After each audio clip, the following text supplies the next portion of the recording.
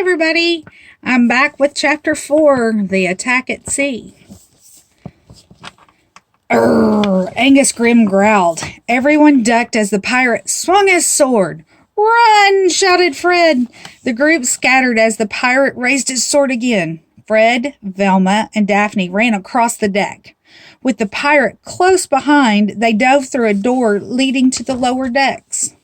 Meanwhile, Shaggy and Scooby Doo raced toward the nearby lifeboat. It hung just over the side of the ship and was covered with a white cloth. The two friends jumped in the boat and hid under the covering. They hugged each other, and they trembled with fear. Scooby Doo was so frightened his teeth were chattering. Shaggy covered Scooby's mouth to stop the noise. Like I feel terrible, Scoob, whispered Shaggy. Our friends are out there running for their lives, and we're hiding like a couple of scaredy cats. Scooby nodded. It's kind of right we do. Shaggy took a deep breath. Well, I'm not going to hide anymore, he said. There's two of us, and there's only one of him. Just then the cloth was ripped away. Angus Grim stood over them with his sword held high. Shaggy and Scooby hugged each other and screamed, "Ha!" The pirate swung his sword and cut the ropes holding the lifeboat. It fell and splashed into the water below. Like, we're okay, Scoob, said Shaggy. He can't get us down here.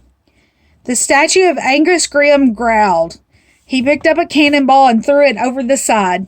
Shaggy ducked as the ball came right at them. The cannonball crashed through the bottom of the tiny boat, and water spurted up through the round hole. Shaggy quickly covered the hole with one hand. Grim threw another cannonball at them. The ball crashed through the bottom of the boat. Shaggy covered the holes with his hands and feet. We gotta do something, Scoob, shouted Shaggy. He has more cannonballs, but I'm all out of hole pluggers. Scooby-Doo ran to the back of the boat and hung his tail over the side. Scoob's tail began spinning like a propeller on a plane. The small boat raced around the water. Grim threw another cannonball, but it missed them completely. Great going, pal, said Shaggy. Take us to the other side of the ship. Aye, aye, Captain, said Scooby. Scooby steered the boat around to the other side of the ship, away from the pirate. It was getting dark, but Shaggy could just make out the rope ladder hanging from the side. He pointed at it. There, Scoob, jump for it. As they neared the ladder, Shaggy and Scooby jumped from the boat. They grabbed the rope ladder and held on tight. The small boat sank quickly behind them. Come on, Scoob, let's find the others, said Shaggy. They quietly moved up the ladder and climbed over the side. Wow, that was an action-packed chapter. I'm going to go ahead today and read Chapter 5 as well. It's called Below Deck. Deep inside the ship, Fred, Velma, and Daphne snuck down a long, dark hallway. I think I have this mystery solved, announced Fred. Already? Asked Velma. How is that? I bet this one is one big joke by my so-called friend Greg, replied Fred. You really think so? Asked Daphne. Fred nodded. He always liked to play all kinds of pranks on people when we were younger. That's why he didn't tell you what kind of ship this really was? Asked Daphne. And why he cut the ropes tying the ship to the dock? Probably, admitted Fred. I bet it was just a way to get us to help him fix his ship. But why would he dress up like the masthead of Captain Grimm? Asked Velma. Because he knows that we would want to solve a mystery, said Fred. Velma looked up at the work lights lining the hallway. What I want to know is why the lights are so dim all of a sudden. She pointed to one of the bulbs. The bulbs are glowing, but they hardly put out any light.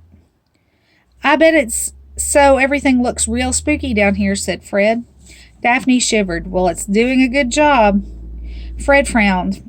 I tell you, I'm going to set my best trap yet. Daphne pulled ahead. Then let's follow this hallway to the other end of the ship, she suggested. We can go up on deck from the other side and sneak up on him. Great idea, Daphne, said Fred. Lead the way. Daphne led the gang through the ship. They moved past the food locker, past the old cannons, and past the brig.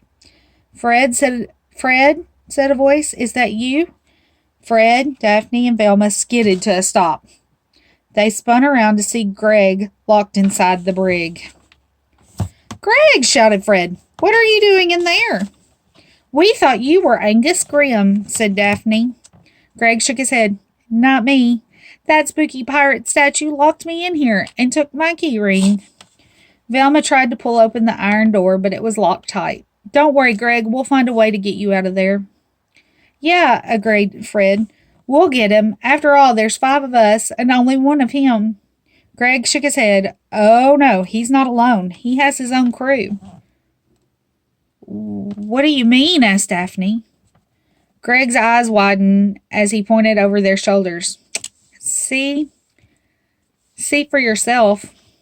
The gang slowly turned around. 2 skeletons moved down the hallway toward them.